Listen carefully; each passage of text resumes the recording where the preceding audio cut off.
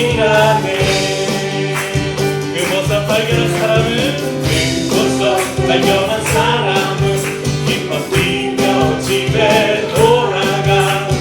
집 팔고 땅 팔고 냉장고 팔아 기어이 그 밭을 사고 말 거야. 전국은 마치 밭에 감추인 보아. 땅속에 묻힌 아무도 모르는 보석. 전국은 마치 밭에 감추인 보아. 땅속에 묻힌 아무도 모르는 보석이라네. 그 보석 발견한 사람은 발견한 사람은 기뻐 뛰며 집에 돌아가. 집 팔고 땅 팔고 냉장고 팔아 기어이 그 밭을 사고 말 거야. 이야 전국은 마치 밭에 감추인 보아. 땅속에 묻힌 아무도 모르는 보석. 전국은 마치 밭에 감추인 보아. 땅속에 묻힌 아무도 모르는 보석이라네.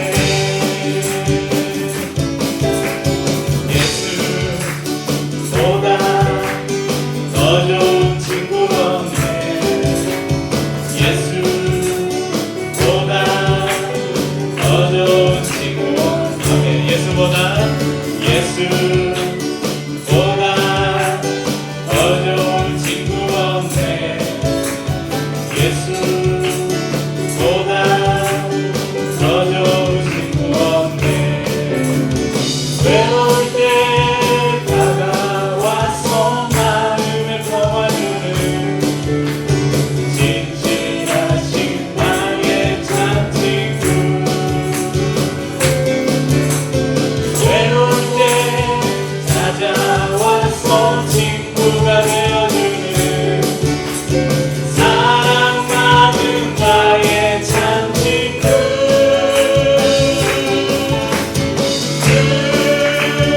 예수 사랑하리라. 나의 생명 날 때까지.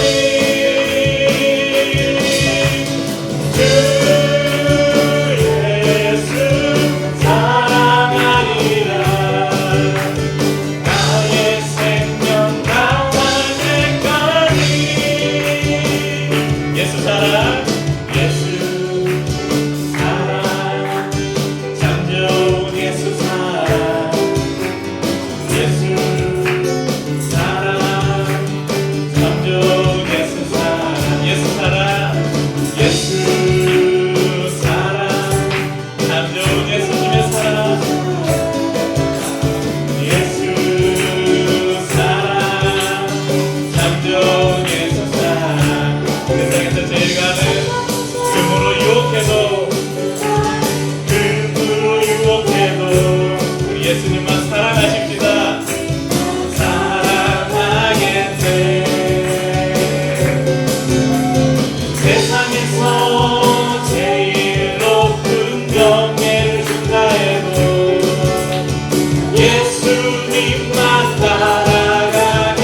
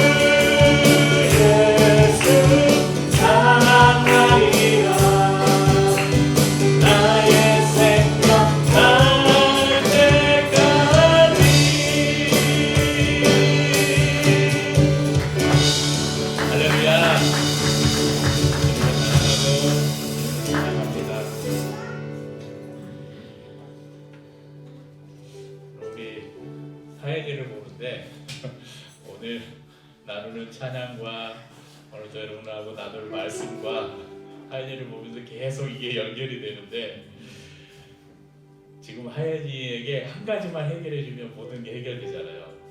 엄마만 딱 나타나면 모든 게 해결되잖아요. 지금은 아무리 좋은 장난감을 줘도, 제 아주 너무 맛있는 과자를 줘도 다 필요 없잖아요. 누가 안아줘도 재밌게 해줘도 아무 필요가 없잖아요. 하나만 있으면 해결이 되잖아요.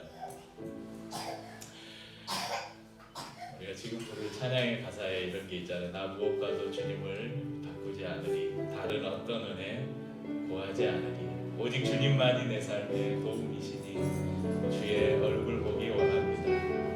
여러분, 우리 하연이 보면서 이 마음이 느껴지지 않습니까?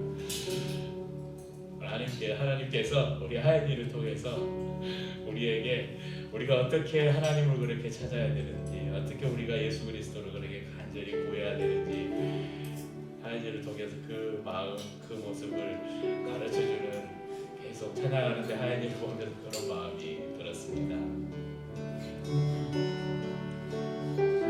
아무것과도 주님을 바꾸지 않으리, 다른 어떤 은혜 구하지 않으리, 오직 주님만이 내 삶의 도움이시니 주의 얼굴 보기 원합니다. 무엇과도 주님을 바꾸지 않겠습니다. 무엇과도 주님을 바꾸지 않으리, 다른 어떤 은혜 구하지 않으리, 오직 주님만이 내 삶의 도움이시니 주의 얼굴 보기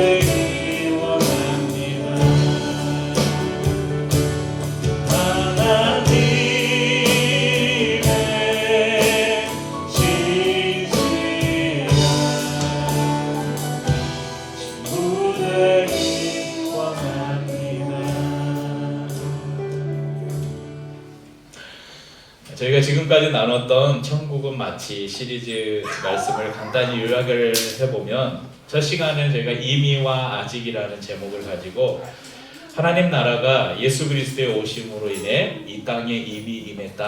하지만 하나님의 나라는 예수 그리스도의 다시 오시는 날 완성될 나라이다. 그래서 우리는 이미와 아직의 긴장 관계 속에서 살아가고 있다. 그런 말씀을 드렸습니다.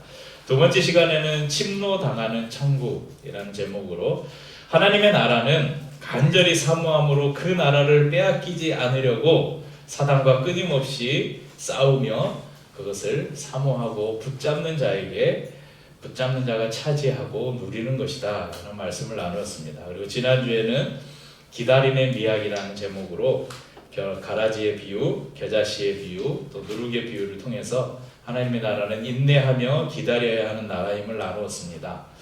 정의감과 조급함으로 함부로 다른 사람을 판단하거나 정죄하지 말고 심판하실 하나님을 기다리고, 지금은 비록 우리가 작고 연약해 보이지만 기다림의 시간을 통해서 하나님께서 우리를 성장하게 하시고 성숙하게 하셔서 많은 사람들을 품을 수 있는 큰 나무가 될 것이라는 그런 기대감을 갖고 살아가자, 그런 말씀을 나누었습니다.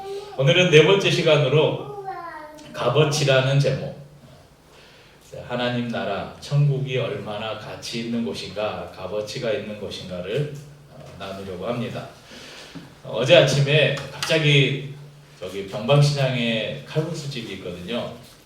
황기순 홍두깨 칼국수집이 있는데 거기에 비빔 칼국수를 팔아요. 우리가 칼국수 하면 이렇게 끓여서 파는 칼국수인데 면을 직접 생면을 뽑아가지고 거기를 이게 야채랑 같이 비벼서 먹는 비빔 칼국수가 있는데 그게 너무 제가 좋아하는데 너무 먹고 싶어서 먹으러 가자 그래서 예배 준비 다 해놓고 이제 저녁에 아내랑 우리 윤서랑 병방시장에 가서 7,000원을 주고 비빔 칼국수를 맛있게 먹었습니다. 그리고 먹고 나와서 오늘 점심때 쓸 두부도 2모 사고 도토리묵도 하나 사고, 도토리묵은 제가 먹었습니다. 콩나물도 2,000원어치 사고 이렇게 사고 장을 봐서 왔습니다. 아마 성도님들도 지난 주간에 무언가를 돈을 내고 무언가를 산 경험들이 많이 있으실 것입니다. 우리가 어떤 물건을 구입할 때 그것이 그만한 값어치가 있다 생각하면 그것에 맞는 돈을 지불하고 그것을 구입을 합니다. 어제 제가 먹었던 그 비칼은 비빔 칼국수, 이거는 제가 여기에서 병방시장까지 걸어가서 거기서 7,000원이라는 돈을 내고 먹을 만큼, 먹어도 될 만큼의 가치가 있었기 때문에 제가 직접 가서 돈을 내고 그 음식을 사 먹었습니다.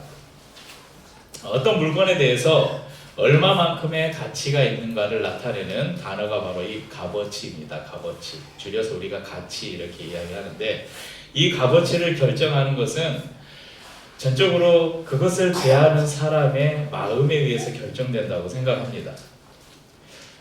예를 들어서 제가 차고 있는 이 시계가 스마트워치인데 30만 원이 좀 30몇만 원 주고 산 건데 고민이 많았어요. 시계에 30만 원이 넘는 돈을 투자해야 된다고? 그래서 살까 봐 고민을 하다가 제가 이제 카페랑 교습소를 막 왔다 갔다 이렇게 일을 하다 보면 핸드폰을 항상 들고 다닐 수가 없어요. 그러니까 전화가 오거나 문자나 이런 게 오면 바로바로 확인을 못 하는데, 얘가 있으면 전화가 와도 받을 수도 있고 확인도 할 수 있고 하니까 필요하겠다 싶어서 거금을 주고 구입을 했습니다. 그런데 제 딴에는 시계에 30만 원을 넘게 투자한다, 물론 스마트워치긴 하지만, 그래서 막 큰맘 먹고 엄청난 시계를 차고 있는 듯한 생각을 했는데 요즘 안 그러더라고요. 남자들 사이에 이 고급 시계 막 이런 거 수집하거나 차는 이런 그 유행이 불어서 뭐 시계에 뭐 수십만 원은 그냥 껌값이고 수백, 수천을 투자하는 게 뭐 그렇게 놀라운 일이 아니에요. 그래서 제가 호기심에 설교를 준비하다가 네이버에 이렇게 검색을 해봤어요. 명품 시계 검색을 해보니까 이런 시계도 있더라고요. 오데마, 피게, 로얄 오크, 1호, 407, 5R, 더블 밸런스 윌, 오픈 오크, 로즈 골드 금통. 저 290만 원 아니에요? 2억 9,900만 원입니다. 파니까 사겠죠. 저거 구매하는 사이트예요. 스위스에서 제작된. 저 몸통이 다 금이랍니다. 네. 야, 2억 9,900만 원짜리 시계에 비하면 내 시계는 껌값도 안 되겠구나 그런 생각을 했습니다. 그런데 저에게 돈이 200억이 아니라 2천억이 있어도 저도 저 시계를 3억 원 가까이 하는 저 시계를 절대 안 살 거예요. 왜냐하면 저에게는 저 시계는 3억 원의 가치가 전혀 없기 때문에 그래요. 저는 저 시계보다 30만 원 주고 산 제 이 시계가 더 저에게는 필요하고 가치 있다 생각하기 때문에 그렇습니다.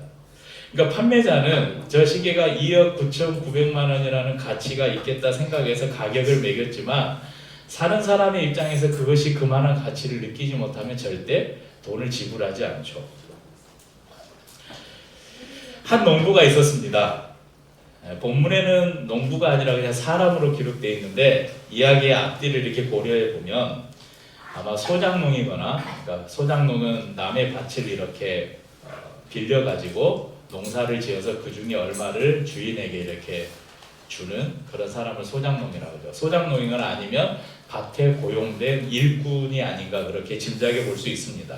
이 사람이 어느 날 밭에 나가서 밭을 갈다가 아마 쟁기질을 하거나 이렇게 하다가 아니면 삽으로 이렇게 땅을 파다가 뭔가 탁 걸리는 게 있어서 보니까 무슨 상자가 하나 숨겨 있는 거예요. 그 상자를 열어봤는데 그 상자에 금은보화가 가득한 거예요. 그래서 이 사람이 주위에 누가 보나 이렇게 보다가 아무도 없으니까 그래서 탁 덮고 그걸 사실 원래대로 다 덮어놓고 얼른 집에 왔어요. 집에 돌아가서 그 밭에 시세를 알아보고 부동산에 가가지고 저기 밭이 요즘 시세가 얼마나 합니까? 그 한 평에 얼마입니다. 다 살라니까 한 5천만 원 들어요. 그래서 자기 집에 자기 집문서를 파더라도 5천만 원이 안 될 것 같아요. 이거 보니까 좀 가난한 사람이잖아요. 집을 팔고 집에 있는 여러분 아까 땅 팔고 했는데 우리 찬양 가사에는 땅 팔고 했는데 땅은 어떤 사람인 것 같아요. 가사가 잘못됐어. 집 팔고 땅 팔고 냉장고 파 이거 땅은 아니야. 남의 땅 빌어서 아마 농사를 짓는 사람 같은데 그러니까 집에 있는 집문서와 뭐 가재도구들 막 생활용품들을 다 팔아서 아니야 5천만 원이면 저 사람이 안 팔 수도 있어. 더 얹어줘야지. 그래서 한 6천만 원을 만들어 가지고 집주인이 간 거야. 내가 이 땅을 이제 제가 사가지고 제가 사서 직접 농사를 짓겠다. 내가 시세보다 1,000만 원 더 쳐주겠다. 그래서 그 밭을 딱 샀어요. 당시에 그 랍비 율법에 의하면 만약에 밭에서 뭔가가 발견됐잖아요. 보화가 발견됐잖아요. 그러면 그 소유는 발견한 사람이 아니라 그 밭의 주인에게 속하게 돼 있었습니다. 그러니까 이 지금 농부가 그것을 알고 있던 거예요. 그래서 그것을 몰래 숨겨두고 가서 밭을 산 거예요. 여러분, 이 사람이 자기의 집문서와 집에 있는 냉장고와 TV와 다 이런 것들을 팔아서 돈을 만들 때 기분이 좋았을까요? 어땠을까요? 너무 신나지 않았겠어요? 막 너무 행복하고 막 기대가 되고 감격적이지 않았겠습니까? 속상하지는 않았겠죠. 근데 이 집을 팔면 아까운데 내 냉장고 이거 어떻게 팔지? 그러진 않았겠죠. 기쁨으로 그 모든 소유를 다 팔아서 이 밭을 샀습니다. 그리고 매매 계약서에 도장을 딱 찍는 순간 이 사람의 감격은 어마어마했겠죠. 이제 드디어 저 보화는 내 것이다. 이 보물은 당당하게 이 사람의 소유가 되었습니다. 물론 이 이야기를 듣고 어떤 사람은 그 농부 나쁜 사람 아니냐, 그 보물이 발견됐으면 당연히 주인한테 이야기를 해줘야지, 그건 너무 비윤리적인 거 아니냐, 그렇게 이야기할 수도 있는데, 물론 우리도 그렇게 당연히 생각할 수 있는데, 지금 예수님은 이 비유를 통해서 윤리적인 도덕을 이야기하고 계신 것이 아니라 하나님 나라의 가치를 말씀하고 계시는 것이니까 그런 좀 윤리적인 문제는 조금 제껴두고 우리가 이해를 했으면 좋겠습니다. 두 번째 비유에는 한 장사가 있었다 이렇게 나옵니다. 영어 성경에는 머천트라고 번역된 이 장사라는 단어는 장사꾼인데 이 단어의 원래 헬라어 뜻은 우리가 이 시장이나 이런 가게에서 물건 파는 장사꾼이 아니라 나라와 국가 간의 그 큰 무역을 하는 그 무역상들 있잖아요. 그런 사람을 지칭할 때 가리키는 단어입니다. 그러니까 이 사람은 굉장히 좀 돈이 많은 사람, 굉장히 무역을 크게 하는 사람으로 우리가 이해할 수 있습니다. 그리고 우리가 지금은 진주를 양식이랑 이런 걸 많이 하니까 요즘에 누가 진주 그러면 별로 보석으로 안 쳐주잖아요. 진주 목걸이 별로 보석으로 안 쳐주고 요즘에 막 다이아몬드 막 이런 거 이제 귀하게 생각하잖아요. 근데 당시에는 예수님 당시에 이 팔레스타인 지역에서 가장 값비싼 보석이 뭐였냐면 이 진주였어요. 그때는 조개 안에 이렇게 그냥 자연산 진주만 있었을 거 아니에요. 그러니까 진주를 모으는 이 사람이 뭐 다른 장사를 했는지 알 수 없지만 아마 진주를 이렇게 귀한 진주를 찾아서 그것을 거래하는 장사꾼이 아니었을까 생각을 해볼 수 있습니다. 그런데 어느 날 그 값비싼 귀한 진주를 찾다가 어느 날 그 정말 좋은 진주를 하나 발견했어요. 그래서 이 장사꾼이 그동안 자기가 구입해 놓던 다 그 진주와 그 외 재산을 더해가지고 이 값비싼 진주 하나하고 이것을 바꾸었습니다. 왜냐하면 이 장사꾼에게 있어서 그 발견한 이 귀한 진주는 이전에 자기가 가지고 있던 구입했던 어떤 진주보다 가장 귀한 진주였기 때문에 그렇습니다.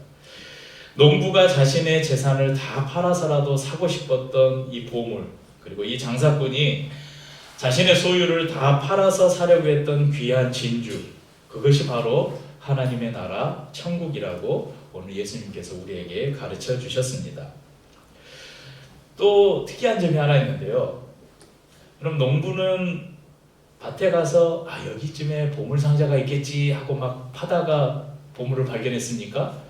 아니에요. 그냥 자기가 그날에 해야 될 일을 하다가 우연하게 보물상자를 발견했습니다. 내가 의도하지도 않았고 계획하지도 않았고 어떤 노력을 하지도 않았는데 생각지도 않은 순간에 하나님의 나라가 나에게 찾아온 거예요. 반면 두 번째 비유에는 이 비유가 한 세트로 이렇게 묶여져 있는데 두 번째 비유에는 진주 장사는 성경에 뭐라고 나와 있어요? 천국은 마치 좋은 진주를 구하는 장사. 근데 이 진주 장사는 계속해서 어떤 게 값질까, 어떤 게 더 값질까 그 귀한 진주를 계속 찾고 다녔다는 것입니다. 그러니까 하나님의 나라는 어떤 이들에게는 간절히 찾고 찾을 때 다가오기도 합니다.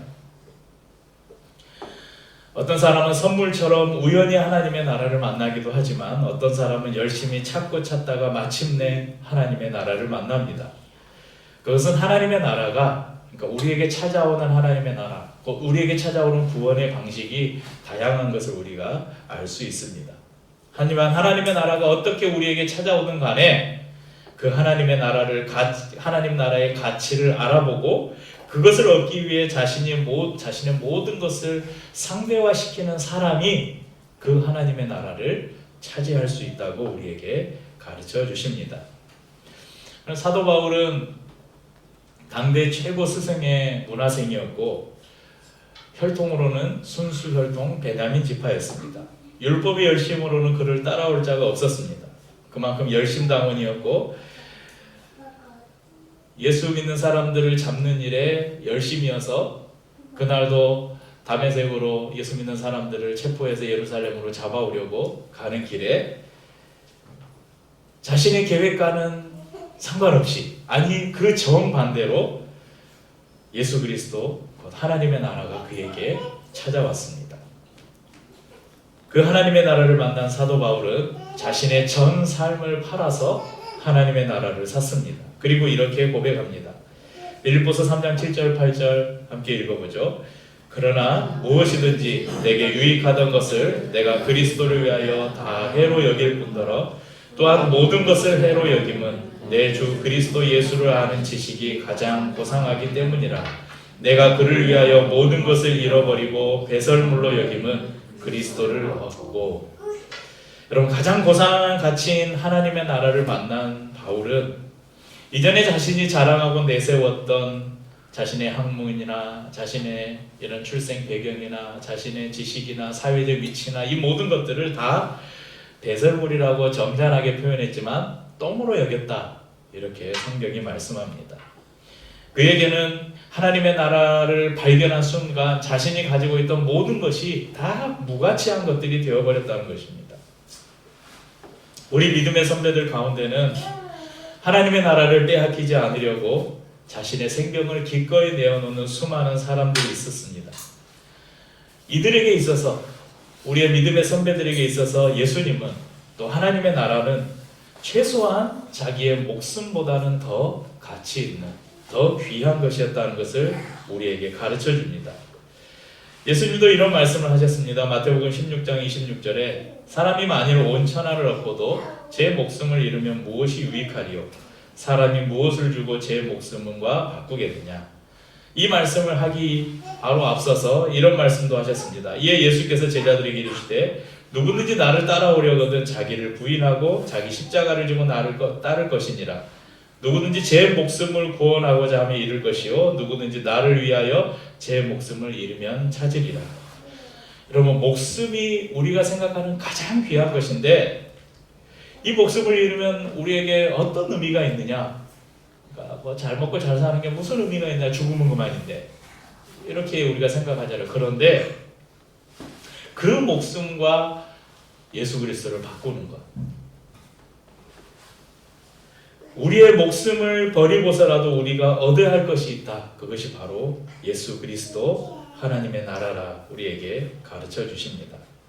마지막으로 한 구절을 더 살펴보고 말씀을 맺겠습니다. 마태복음 마지막 부분에 보면 51절, 52절입니다. 조금 더 내려가서 같이 읽어보죠. 이 모든 것을 깨달았느냐 하시니 대답하되 그러하오이다. 예수께서 이르시되 그러므로 천국의 제자된 서기관마다 마치 새 것과 옛 것을 그 곳간에서 내오는 집주인과 같으니라. 하나님의 나라가 우리에게 얼마나 가치 있는가를 아는 것으로 끝난다면 우리는 아무 열매를 맺지 못할 것입니다. 지적인 만족만으로는 우리의 삶을 바꿀 수 없습니다. 우리가 알고 있는 가치가 우리의 삶에서 열매로 나타날 수 있도록 우리는 늘 가치 비교를 하고, 또 하나님의 나라의 가치 앞에 내가 생각하는 다른, 내가 가진 다른 것들을 상대화하는 노력이 필요합니다. 그래서 우리의 시간, 우리의 물질, 우리의 에너지를 우리가 사용함에 있어서 하나님의 나라가 가장 최우선의 가치가 되어야 합니다. 반대로 하나님의 나라에 대한 가치에 이해가 없는 사람들은, 그러니까 하나님의 나라가 얼마나 소중한가, 하나님의 나라가 얼마나 귀한가를 생각하지 않고 신앙생활하는 사람들은 그냥 무작정 신앙생활하고, 그러다가 어느 때 그 가치를 모르는 사람들은 자기에게 조그만 시험이나 더 좋은 것이 생기면 얼마든지 자기가 가진 하나님의 나라를 그냥 버려버릴 수 있다는 것입니다. 오늘 51절에 이 모든 것을 깨달은 자, 이들은 누군가 천국의 제자된 서기관이라 말씀하십니다. 그리고 그는 곳간에서 새 것과 옛 것을 내오는 집주인과 같다, 이런 말씀을 주십니다. 이 모든 것이라는 것은 마태복음 13장에 예수님께서 말씀하신 비유의 말씀들입니다. 이것을 깨닫는 자는 하나님 나라의 천국의 제자된 서기관이다. 그러니까 옛 것은 무엇이냐면, 옛 것과 새 것을 내온다고 했는데, 옛 것은 하나님 나라의 도래를 예언하던 구약을, 그리고 새 것은 예수님의 오심을 통해서 이 땅에 임한 하나님의 나라를 말씀하는 것입니다. 성경이 이렇게 우리가 말씀하신 것은 이미 우리 가운데 이루어 놓으신 놀라운 구원의 역사들을 믿을 뿐 아니라 이제 우리 앞에 펼쳐질 새로운 하나님의 나라를 소망하며 사는 삶, 그것이 바로 천국의 제자된 삶이라고 우리에게 가르쳐 주십니다. 오늘 우리 성도님들에게 하나님의 나라의 값어치는 얼마입니까? 하나님 나라를 소유하기 위해서 여러분이 지불할 수 있는 값은 얼마 정도입니까? 보물을 발견한 사람처럼, 진주를 구하는 장사꾼처럼 여러분의 모든 소유를 던질 만큼 하나님의 나라는 가치 있는 것입니까? 이미 이 땅에 임한 하나님의 나라를 살아간다고 믿고 있는 저와 우리 성도님들은 우리의 삶에서 얼마나 그 하나님의 나라를 인정하는 삶을 살고 있습니까? 혹 하나님의 나라를 별 가치 없는 것처럼 여기며 살고 있지는 않습니까? 또 제가 계속 우리가 이 말씀을 나누면서 반복해서 말씀드리는 것처럼 하나님의 나라를 가장 잘 예표하고 있는 이 땅에 있는 그곳이 어디라고 했죠? 하나님의 교회죠.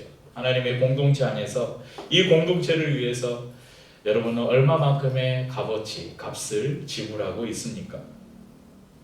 주일에 우리가 하나님의 나라를 경험하는 이 공동체를 찾아 나서기 위해서 여러분들은 어떤 것을 포기하고 계십니까? 이 공동체 안에 있는 지체들을 위해서 또 이 하나님 안에서 이 교회가 이 공동체가 아름답게 세워지기 위해 우리는 얼마나 우리가 가진 것들을 값으로 지불하고 있습니까? 또 이 교회뿐만 아니라 우리의 일상으로 확장된 하나님의 나라를 우리가 살아가면서 여러분은 하나님의 나라 백성의 삶을 살기 위해서 얼마나 값을 지불하고 살고 있습니까? 굳이 사순절 기간에 예수님의 고난, 십자가 이런 말씀이 아니라 하나님의 나라에 대해서 이 설교를 해야 되겠다, 말씀을 나눠야 되겠다 이렇게 생각하게 된 것은 우리가 살고 있는 하나님의 나라, 그리고 우리가 미래에 영원히 거할 하나님의 나라가 하나님의 아들이신 예수 그리스도가 이 땅에 오셔서 그분이 십자가에서 죽으시고 부활하심으로 우리에게 주신 것인데, 그러니까 예수 그리스도의 하나님의 하나뿐인 아들, 독생자의 생명과 맞바꾼 나라잖아요. 그러니까 최소한 하나님의 나라의 가치는 하나님의 아들의 생명과 같은 가치를 가지고 있다는 것입니다. 그 가치, 이 고귀한 가치 앞에서 우리는 그 하나님의 나라를 위해서 얼만큼의 값을 지불하고 살고 있는가, 그것을 살펴보기 위함이었습니다. 여러분이 지불한 값만큼 하나님의 나라는 가치 있어질 것입니다. 여러분이 지불한 값만큼 우리의 공동체가 가치 있어질 것입니다. 바라기는 저와 우리 성도님들에게 하나님의 나라와 주님의 공동체가 우리의 모든 것을 팔아서 사고 또 빼앗기지 않기 위해서 기꺼이 어떤 대가든 지불할 수 있는 그런 값어치 있는 곳이 될 수 있기를 간절히 바랍니다.